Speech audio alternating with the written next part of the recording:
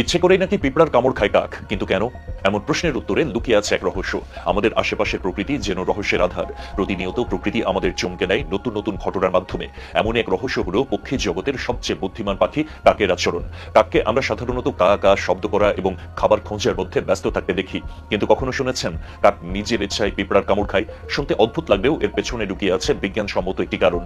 মানুষসহ প্রায় সকল প্রাণী যেখানে পিঁপড়ার কামড় থেকে নিজেকে বাঁচাতে ব্যস্ত, সেখানে কাক স্বেচ্ছায় পিঁপড়ার বাসায় গিয়ে তাদের কামড় খায়। কি কারণে এই বুদ্ধিমান পাখি এমন আচরণ করে? এমন বিস্ময়কর ঘটনার সাথে জড়িয়ে আছে অতি ক্ষুদ্র প্রাণী পিঁপড়া নিজেও। প্রাণী জগতের ক্ষুদ্র এই প্রাণীটির মধ্যে এমন কিছু রহস্য লুকিয়ে আছে যা আজও আমাদের অজানা।